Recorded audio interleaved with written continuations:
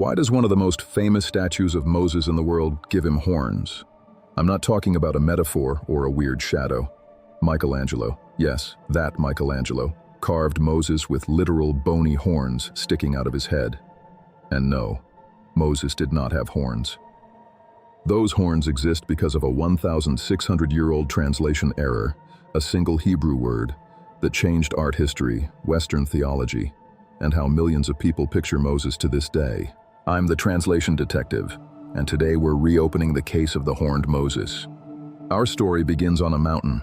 Moses has just spent 40 days and 40 nights on Mount Sinai, speaking with God, receiving the tablets of the covenant again after the golden calf disaster. He walks back down toward the camp, the 2 stone tablets in his hands. And something is different.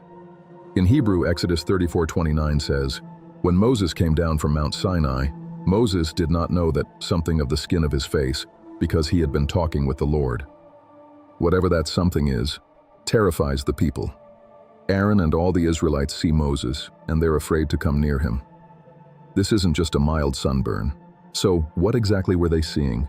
Did Moses literally grow horns? Or was something else happening that a translator misunderstood? To find out, we have to zoom in on one Hebrew root word hiding in this verse. Here's the evidence. The Hebrew noun, Qeren, usually means a horn. The horn of an animal. A horn used as a musical instrument. Or metaphorically, a horn as a symbol of strength or power. You see Qeren all over the Hebrew Bible, about 70 to 80 times. But in Exodus 34, we don't have the noun Qeren. We have a much rarer verb form, Qaran. This verb only appears in this passage, and it's a denominative verb. Basically, a verb built from that noun, horn. Think of it like this. English noun, light. Verb, to enlighten, to shine. Hebrew does something similar. From Qeren, horn, you can create Qaran, which could mean to sprout horns, but also to emit rays, like rays that shoot out the way a horn protrudes. So in Exodus 34, the Hebrew literally says something like, "The skin of Moses' face, Qaran." The question is, does that mean was horned, or shot out rays / was radiant? Ancient Jewish interpreters noticed this same ambiguity, and they didn't just guess, they looked at context. There's a crucial parallel in Habakkuk 3:4, "And brightness was like the light. Rays, karnaim, literally horns, flashed from his hand." Here, the word for horns is clearly used as a metaphor for radiant beams of light. The horns are rays. So when Moses comes down the mountain and the skin of his face, Qaran, and everyone is terrified, the most natural reading is, the skin of his face was radiant, emitting rays of light. Not that he suddenly grew goat horns. This is why many ancient translators, like the Greek Septuagint, chose words like glorified or his face was full of glory, rather than horned. They understood Qaran as radiance, not anatomy. So how did we ever end up with horned Moses? That brings us to our main suspect. Enter Jerome, 4th century scholar, brilliant linguist. The man tasked with creating a standard Latin Bible for the Western Church, the Vulgate. Jerome did something very important. He went back to the Hebrew, but even the best detectives can misread a clue. When Jerome translated Exodus 34:29 into Latin, he rendered the Hebrew Qaran this way. Cornuta esset facies sua, his face was horned. Jerome saw the connection to Qeren, horn, and seems to have taken it very literally. Now, to be fair to Jerome, some scholars think he might have meant this in a more symbolic sense, horns as a sign of power or majesty. But whatever he intended, the Latin says what it says. Moses' face was horned. And here's the key. Jerome's Vulgate became the Bible of Western Europe for over 1,000 years. If your Bible says Moses had horns, your painters and sculptors are going to give him horns. Throughout the Middle Ages, illuminated manuscripts, stained glass windows, carvings on church capitals and doorways start depicting Moses with small, often golden horns. By the time we reach the Renaissance, this visual tradition is well established. So when the city of Rome commissions a young sculptor named Michelangelo to carve Moses for a grand tomb, he does what any good artist does. He reads the text available to him, the Latin Vulgate, which says, "Moses' face was horned."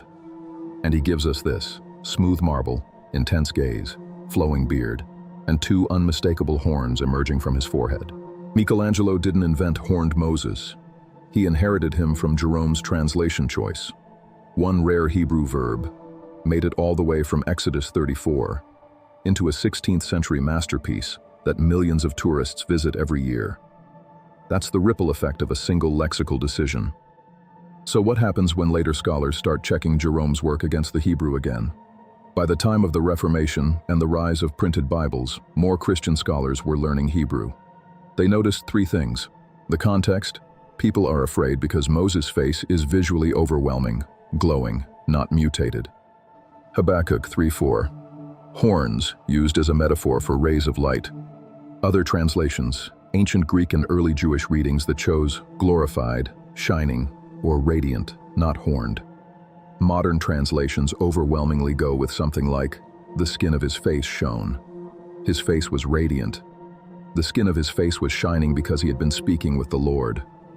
In other words, Moses didn't come down from Sinai looking like a demon. He came down looking like someone who had been in the presence of God. But the art, the statues, the stained glass windows, those are still here, and they're still preaching Jerome's word choice to everyone who sees them. That's the power and the danger of translation. So let's close the file. The crime scene, Exodus 34. Moses descending Sinai with a terrifyingly transformed face. The linguistic evidence, a rare Hebrew verb Qaran, built from horn, but used to describe radiant rays of light. The culprit, a 4th century Latin translator Jerome, who gave us cornuta esset facies sua. His face was horned. The consequence, over 1,000 years of Christian art depicting Moses with literal horns, all from one mistranslation. Moses didn't have horns. He had glory. And that's exactly why this channel exists. When we go back to the original Hebrew and Greek, we don't just nitpick vocabulary. We uncover the hidden history behind our Bibles. And sometimes the hidden history behind our art, our theology, even our mental pictures of these stories. I'm the translation detective. If you want to keep uncovering what your English Bible hides, stories like this, where one translation choice rewrites everything you thought you knew, hit subscribe, turn on notifications, and join me as we investigate the next case. In the next episode, we're looking at another famous Old Testament story that everybody thinks they know, but the Hebrew tells a very different version. Until then, keep your Hebrew close and your assumptions closer.